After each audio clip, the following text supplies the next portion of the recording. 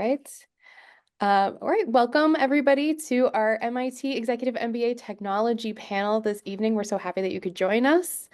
I am here, my name is Andy Leibel, Assistant Director of Admissions and Advising. I'm joined by my colleague Tom Little, the Marketing Coordinator for our MIT EMBA program. So today we're going to give a brief introduction to the MIT EMBA. Tom will help us look at MIT's technology resources, and then of course we will be addressing your questions with our alumni and student panelists. You can use the Q&A feature to place your questions, and which will be moderated to the panelists. Let's get started. We'll start with the introduction.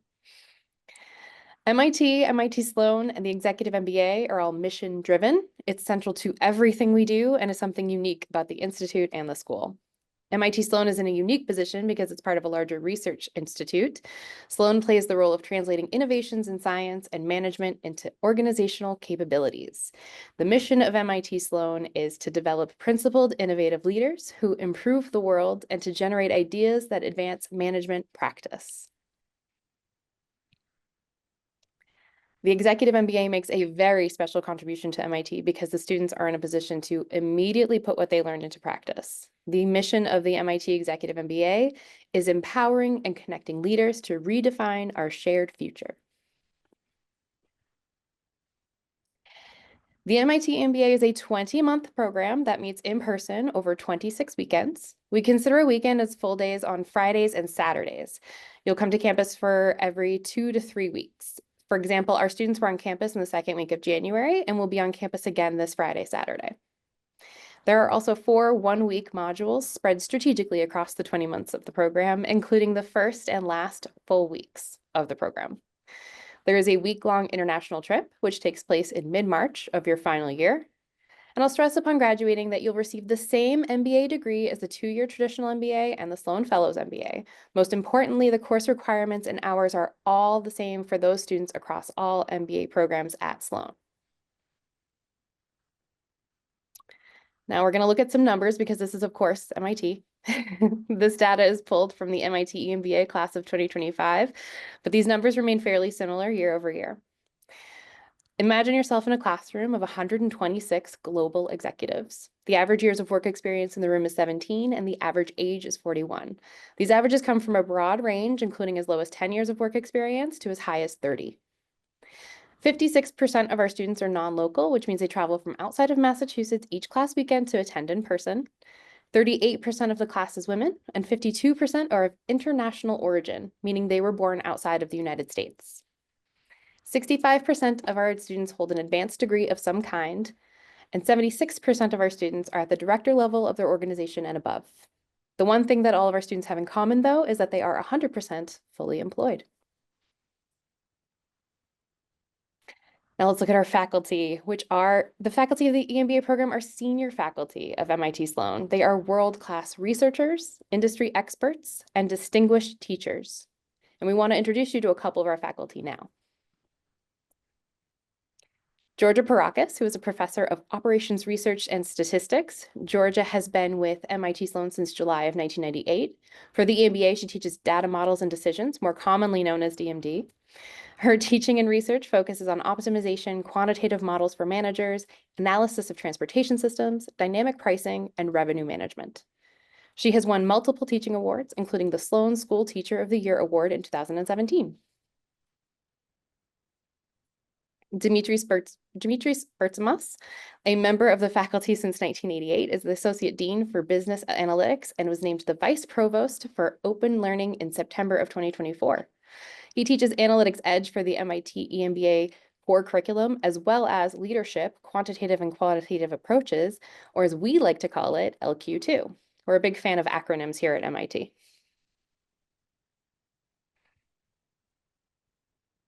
And now I'll turn it over to Tom for technology resources. Thanks, Andy. So Andy went over what you'll see in the MIT EMBA. Now I'll go over your options of interacting with technology at MIT Institute-wide. So if you look at this map, it does a great job of showing the different sort of technology resources you have around campus. Anything in red is MIT, And all the other colors are other companies and opportunities you have to interact in the technology space, whether it's energy, biotech, pharma, IT and data, and as well as VC for any entrepreneurs out there. And as you can see, there's really a vast technology landscape in Kendall Square, which there is a sign right in Kendall Square that says the most innovative square mile in the world. And that's largely because of our large tech presence and innovation in tech. So at MIT, there are different sorts of opportunities that you can take advantage of. I'll go over these four. First is the MIT Center for Information and Systems Research. We like to call it CISR. MIT, we love our acronyms. It's a research center at MIT Sloan that was founded in 1974. MIT CISR's research focuses on the use of information technology and management in complex organizations. Its mission is to develop concepts and frameworks to help executives address the IT-related challenges of leading increasingly global, dynamic, and information-intensive organizations. The Martin Trust Center for MIT Entrepreneurship is another opportunity, is another place that you can use.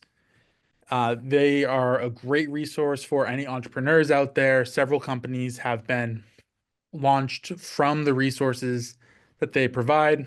They also do wonderful programming like the 100K competition, which is three parts. There's the demo day, there's the launch competition, and there is the pitch competition, and those all are highly participated in by our cohorts. Generally, one team has at least one EMBA on it. Um, for more than 50 years, CSAIL, the MIT Computer Science and Artificial Intelligence Laboratory, has pioneered new approaches to computing that improve how people work, play, and learn. So this is 50 years. While artificial intelligence feels like it's a newer concept, MIT has been in the space for over 50 years. And lastly, the MIT Media Lab is an interdisciplinary research lab that encourages the unconventional mixing and matching of seemingly disparate research areas. So if you want to add technology to a seemingly unrelated space, such as like food or something like that, that may be an opportunity for you.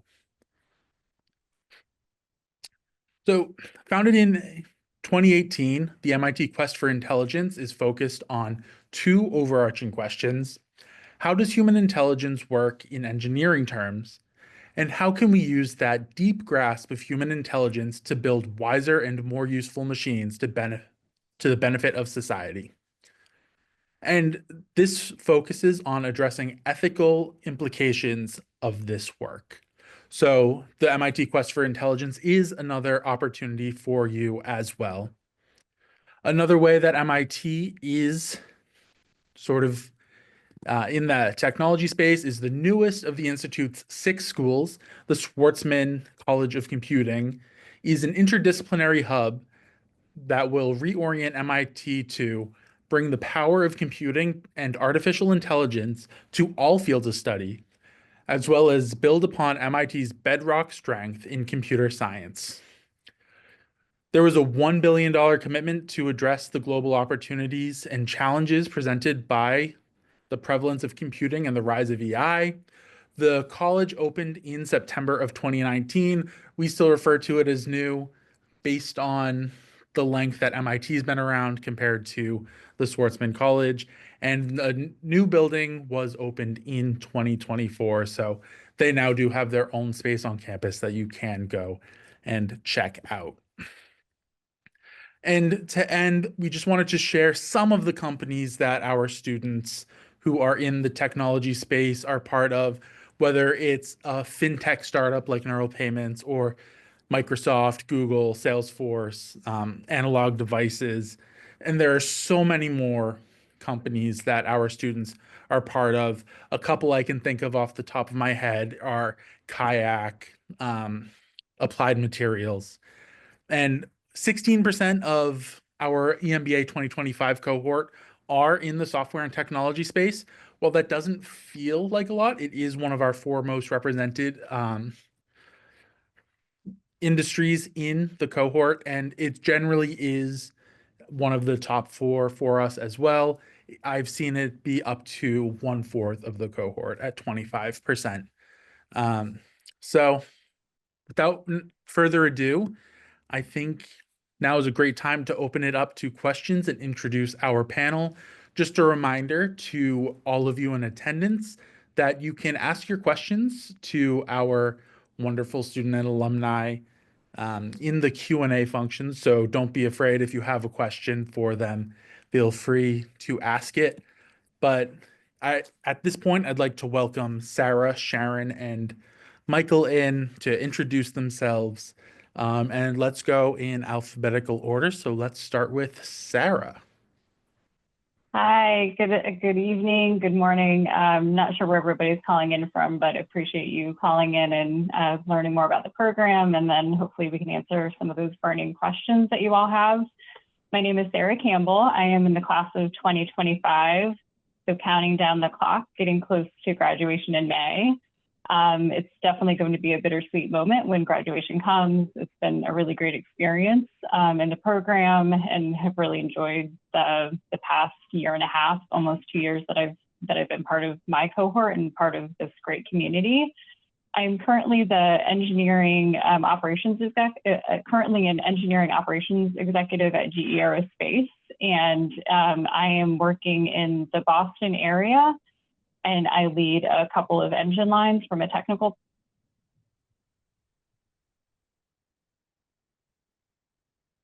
Oh, Sarah, we lost your audio. Where is it gone? Can you hear me now? We can Okay. hear you now, yes. Yeah, no worries. So the way I describe my role is being the engineering lead for my product lines. It's kind of when anything technically goes on, the buck stops with me, and I have the full technical authority for my products. And through this program, have really expanded my knowledge base and have tapped in a lot to the MIT community. And look forward to hearing what questions you might have for us. And I'll pass it over to Sharon to introduce herself. Thank you, Sarah. Hello, everybody. My name is Sharon Go. I'm the class of 2018. When I started the EMBA program at MIT, I was actually with Amazon Robotics. So my background is in warehouse robotics and automation, essentially. And I was able to continue doing my job there, and then also go to MIT, which was great. I was based in Boston at the time. But I've moved on, and I can answer questions about this, but I've been in probably 6 companies since I left Amazon I actually left in 2018. I left Amazon and I actually went my first job right out of MBA. I did a career switch, and I went from being like technical support and operations, and I went into product management. So if anybody's interested in career switching, let me know. I can see if I can answer some questions there. I actually also left the country. I went to Korea for about a year and a half, got a job out there working for an e-commerce company. So there are so many cool things that the EMBA program will open up for you. I ended up going into two more startups after that, and now I'm a senior director of warehouse automation at Spinnaker, which is a consulting company, a smaller consulting company here in the States. So it's pretty cool, and I'm really excited to hear what kind of questions you guys may have about the program and what you're thinking about. Hi, everybody. My name is Mike O'Sullivan. I'm a class of 2020 alum. I joined the program. I was actually at Analog Devices, a semiconductor manufacturer, and I'm still there. Total career time with the company is about 20 years. But joined the program to really, when you stay long term at a company, you can start to kind of internalize a bit. And I wanted to expand my network into other industries and into the ecosystem at MIT. And that worked in spades for me. It was an incredible experience. And while I didn't intend to change companies through this program, I did kind of change careers, and started my career as a product development engineer, worked my way up through engineering management, then ended up doing business management and business development, running a business unit for a number of years. And now I've switched again into an operations role. So, and again, similar to Sharon, the frameworks and the learnings from MIT have really facilitated that kind of flexibility in my career and job. Looking forward to any questions you have. Well, thank you, everyone. And I'm actually going to start with Sharon and Michael. You both mentioned sort of career pivots after or during the program. So we have a question from Praveen, who's wondering how the EMBA program supports a career or company change. Like, what sort of support or frameworks were you able to use from the EMBA or MIT that sort of helped you transition into a different role, even though you still may be in technology? How did you sort of change roles with support from the program? I can start. Briefly, Sharon. So yeah, so I think it was really cool. When we started, we got assigned career coaches, and I had actually never had an executive career coach before. So I think that shed a lot of light on what I really wanted to do and what I wanted to explore versus where I was at the time. I think that was number one. Number two, the Career Resource Center that is at MIT, they actually do a lot of good programs with the EMBA program. I used them throughout the time that I was getting my EMBA, and I think a lot of the frameworks that they gave me, I actually brought with me. And I even had follow-up meetings after I graduated. So in 2019, when I was in Korea and like figuring out if I really wanted to stay and what I wanted to do, they literally set up like an hour meeting with me when I was over there and had that conversation. So very supportive, gives you the great frameworks on just how to think about what you like versus what you're good at. I thought that's good, and I continue to use it today.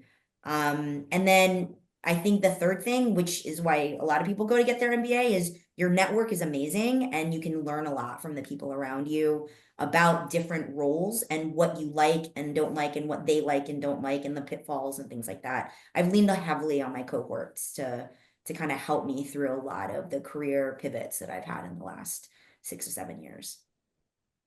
I think Sharon nailed it with kind of the structure and a lot of the resources at MIT. And like I said earlier, I didn't intend to make any career pivots or career changes. I was just interested in network expansion and learning. I was kind of still thinking like an engineer. And you know, one thing that'll happen to you sometime in the first 6 months of the MIT MBA is you will start thinking that you've got to create a startup and change the world. There's an infectious energy within the community, both the MIT community writ large, but also the cohort of people that you end up mixed up with in the organization. And so that just raises the question for you of what am I doing? Why am I doing it? What do I want to be doing? And how can I get there? And again, there's the formal infrastructure of the career development coaches, the career development office, and then there's the informal networks of this incredible cohort of other students who are going through the same experiences as you, but have many, many different experiences that can advise you and guide you as you kind of go through that journey. Yeah, and I can add to that too. So still being on program, I'm tapping into the same resources that you described, Mike and Sharon, where the career coach was helpful to kind of get my frame of reference, because same as Mike, I've been with my company since I started my career. So it's going on, 15 years now, which is kind of crazy to say. But I have no intention to change companies, but this program in partnership with the career coach, the CDO office, and just the broad network within the cohort, I'm starting to kind of work with them to chart out what is my next role and start using these different frameworks to help me get there.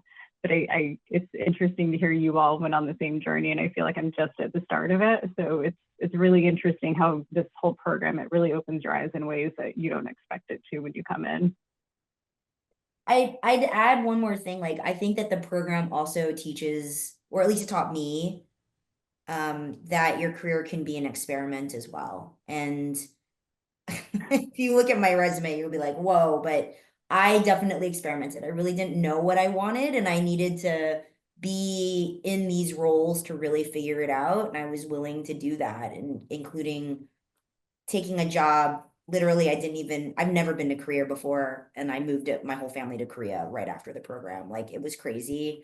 I made some crazy decisions, but I'm so glad I did them because I learned so much from them. So it kind of gives you, because you've got all the frameworks in your back pocket, you feel a lot more confident taking bigger risks. Or at least I did at that time. Well, thank you all. I do want to say Michael mentioned everyone feeling like they needed to create a startup about 6 months into the program. Your second module of the program, we call it Idea Week. It stands for Innovation Driven Entrepreneurial Advantage.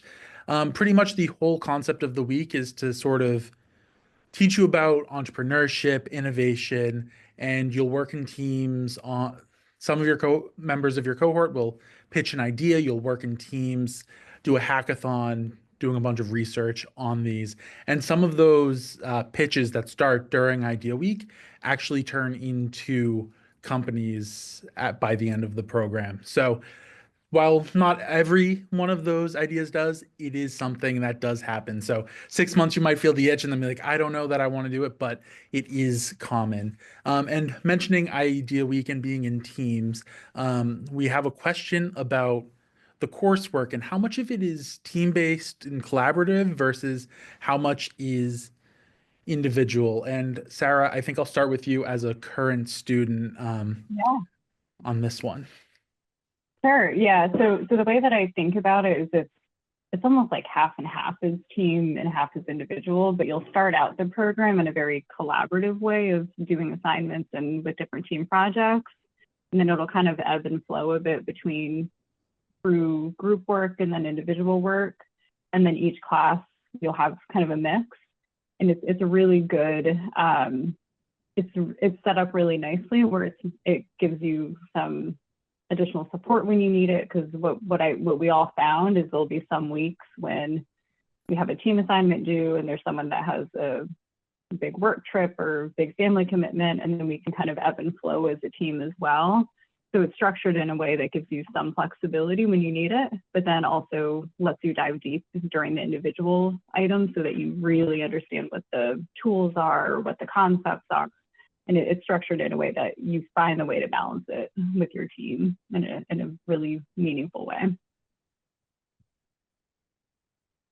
Sharon or Michael, do you have anything to add about your experience with teamwork versus individual work and how the program was set up?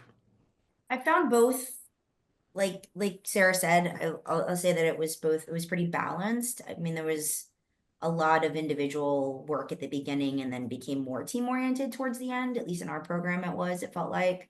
But you have teams in your individual classes, which was really fun, and then you had teams outside of that. Your study groups that you would meet with every week. You're not going to do it by yourself. There will be somebody to help you like along the way, regardless, even if it's individual. So.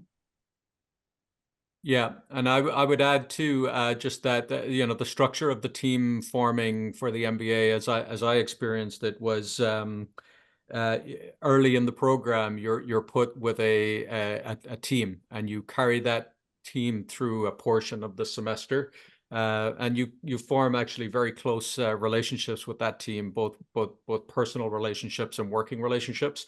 And then just when you get really well bonded with that team, the program shakes it up and puts you into another team, and you get to go through that experience again. And while that can be jarring, it's actually a great learning experience in terms of learning from new people, whilst also getting those kind of strong bonds with smaller teams within the cohort. And then for bigger projects, you kind of bond with particular classes or sections, or the technology group will kind of bond around that and kind of team in those areas as well. So it's probably 50% of the work is teams, 50% is individual, but 70 or 80% of the depth is coming from the teams, I think, because of those rich personal experiences that everybody brings to the table. And I would like to add too, when the program is forming those teams at the beginning, we try to make them as diverse as possible for everyone to sort of get the most out of it and get different mindsets. So we're not going to put all of the doctors with each other. There's not going to be a team of 4 people who work in technology.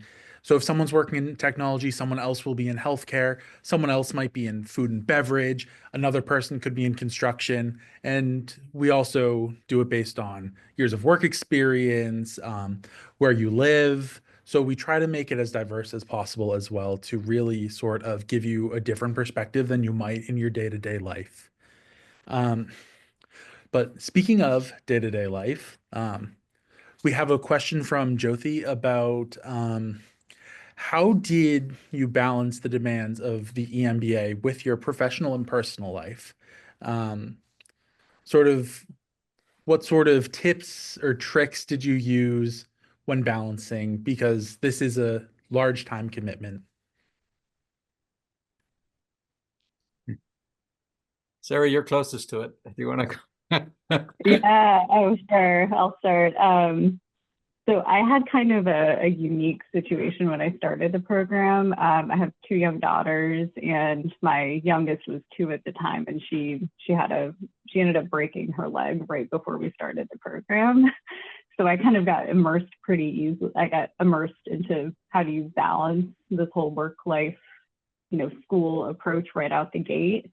And what I would say is like, just go in and know that you are not going to be able to do everything perfectly, because you're going to have to make the trades as you go through the program, and be open with your team, be honest with yourself.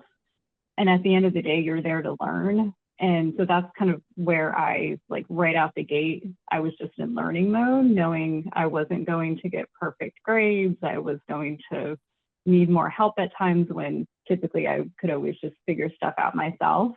And it really teaches you how to prioritize your time in a way that I did not expect to learn about myself going into it. Like, I always thought I had a really good structure of how do I prioritize everything that I do day in, day out. And this just helped me reiterate some like different tools, and being willing to ask for help and say, hey, I need a little bit of extra support at home or at work. And then I think also just having a very supportive structure at home. So my husband has been really supportive through the whole program, and have a close network of friends that have been able to help in a pinch with, kid pickup or kid drop off and those kind of things. So I think going in with just a network in mind of how, who's going to be your on speed dial when you need a little extra help with the personal items, and then who's going to be on speed dial within the cohort when you need an extra hand, or at work when you need an extra hand. And then I also had a really supportive dynamic at work too. So I think also going in with your leadership team or your team at work, and just, expressing, I need the time off on, when I'm on campus, I'm really planning to unplug and work to try to get that support will help too.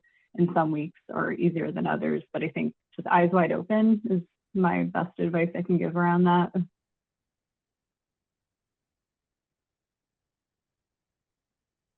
Yeah, I would maybe add to that I think Sarah really nailed it. Right? It is a huge commitment of time. Your weekends away from family and away from home. You've got the tug between family, work, and the course. I think.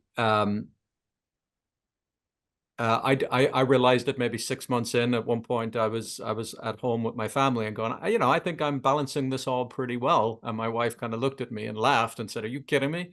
We haven't seen you for 6 months." And so you can get so absorbed in the program, right, that you can kind of, cut somewhere else in your life. And finding those right balance points, I think, is important.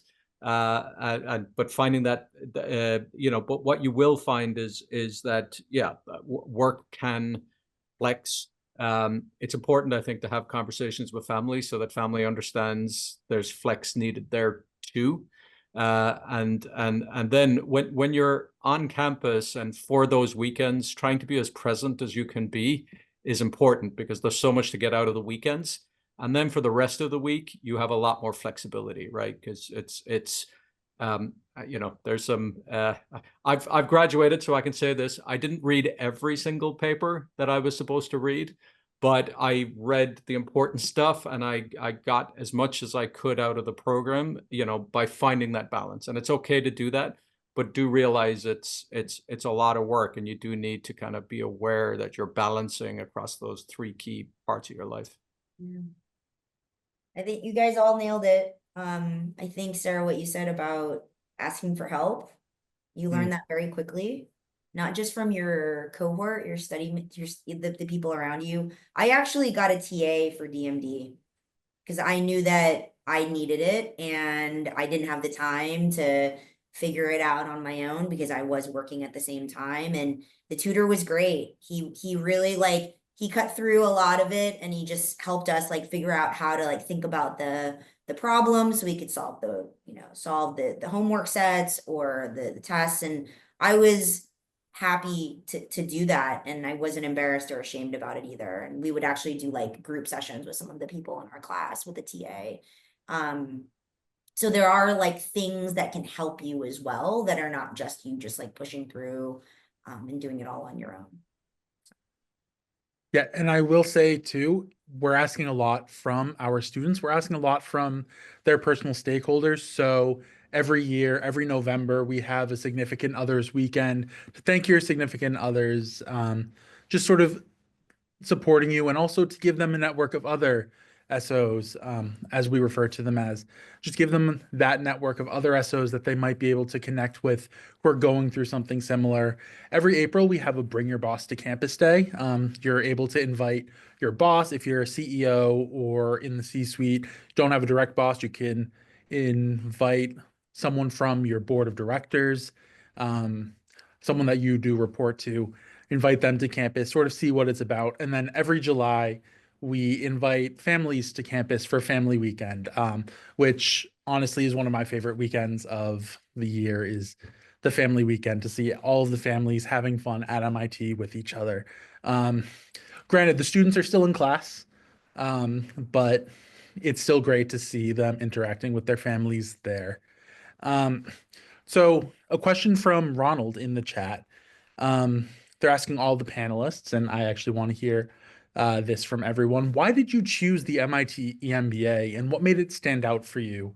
Did you apply to any other schools?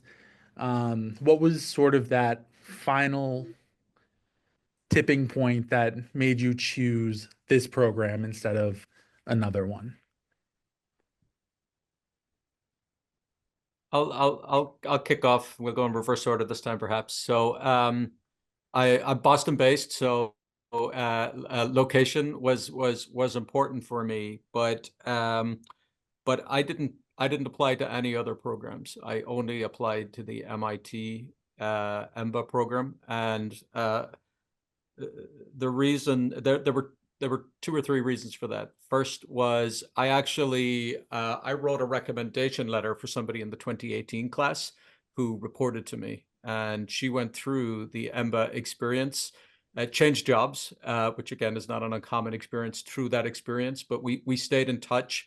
And when I saw the transformation that it wrought in how she approached work and her career, and how her job opportunities and the opportunities she got changed, I decided I wanted to have that same experience for myself.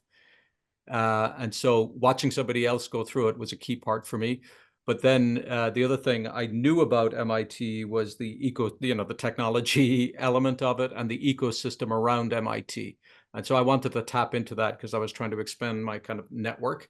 But I had no idea just how deep and broad and big it was. So I was tapping into it going, yeah, that'll be nice. And what I found was it's nice times 10 in terms of the scale of the opportunity and the lens that it opens up for you. So I only applied here, and glad and lucky to have gotten in. So I'll go next. I was the same as Michael. I only applied for the MIT program. I actually submitted all of my applications and essays on the last day possible. Did not think I was going to get in. I was I was also I lived in New Hampshire, so I had a little bit longer of a commute, but I was in the area. I also only applied because of the technology piece. I actually did talk to people about possibly applying for the Harvard MBA, but they don't have an EMBA program there, and I'm pretty much aged out of going to get a Harvard MBA. So the technology piece at MIT really was, and the fact that they even had an EMBA program was like amazing, and they could open that up to later in career people. So that's why I chose it. And I think one of the things that Michael kind of touched on was this ecosystem that does open up that I knew was there, but I didn't realize I could actually do it. So I did cross register. I actually took classes at Harvard. And that was amazing just to see a different way of teaching. And I got to like choose like some really cool classes. I also took classes in the CS department at MIT and took an autonomous car class and got to like do programming and the stuff you can do even outside the MBA out of EMBA is amazing. But like Michael said, you have to be present for the EMBA, but like take advantage of the fact that you can do all these other things at MIT. That was probably one of the coolest things that I got to do there, along with everything else. Yeah, and then I think for me, I didn't apply to any other programs. I had a dear friend who was in the 23 class, and he just convinced me it was a really good program, so I applied. But I didn't quite appreciate, like you said, Michael, the ecosystem coming into it and just how big it was. Like I knew that getting some rounding experience is really one of the main reasons I wanted to go get my MBA. But there is just so much to dive into and learn from the entire MIT system and just the general area around the university. And I think it's been really, I don't know, it's shaped my way of looking at engineering, where I wanted to also go to MIT because I'm a deep nerdy engineer.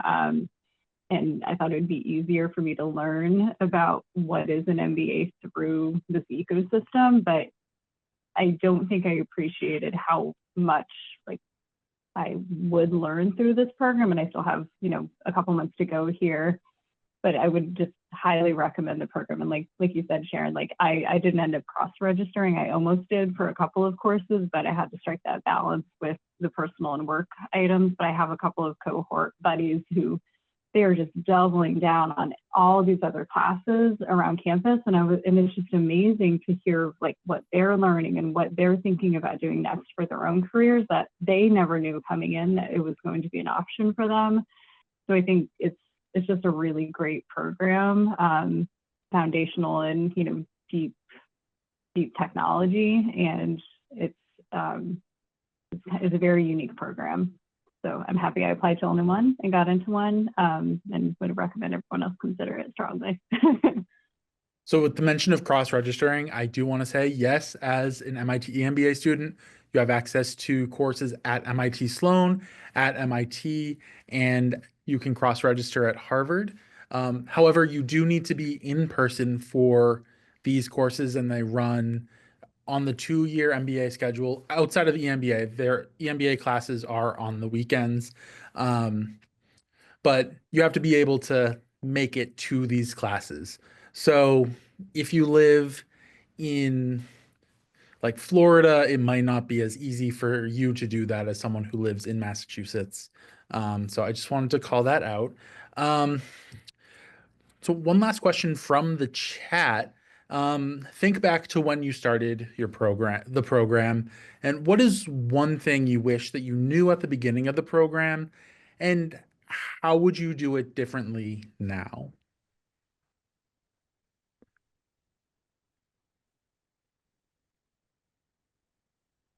Who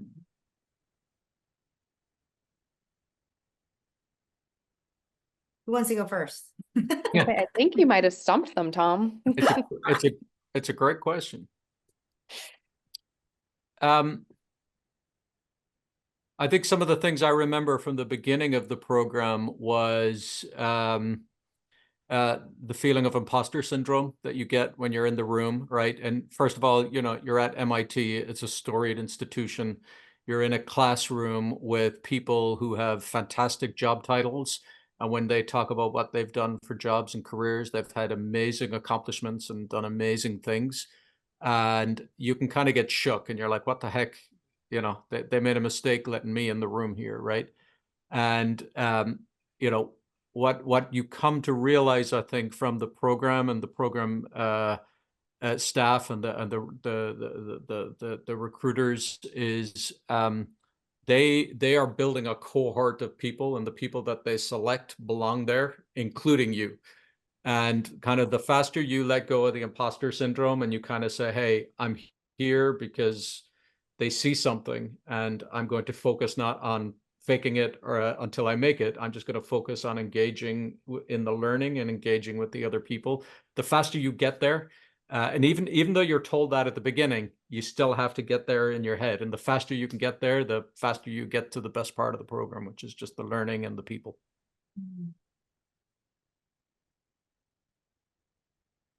Yeah, that's a hard question because I think in hindsight, I don't know if I would change too much about it because I think, you know, just kind of going in eyes wide open of I'm here to learn and just experiencing something new. But I think maybe the one thing I would reflect on is maybe spending like some more time getting to know the faculty a little bit closer. So the faculty is amazing. And as I reflect back to the first professors from the first set of classes, I wish I would have like went to some office hours or had just a little bit more touch time with them outside of the classroom, because just the depth of knowledge that they have. I think there's still a lot of unanswered questions that maybe as a result of this question, I'll go back and ask some questions, but it's just like tap into the network, talk with faculty, talk with everybody that you can, and get to know people on a personal level. Because I think, like you said, Michael, like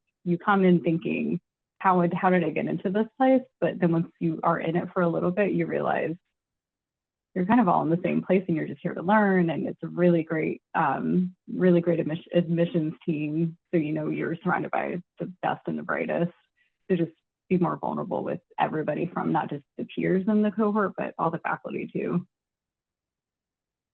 Those are really good ones.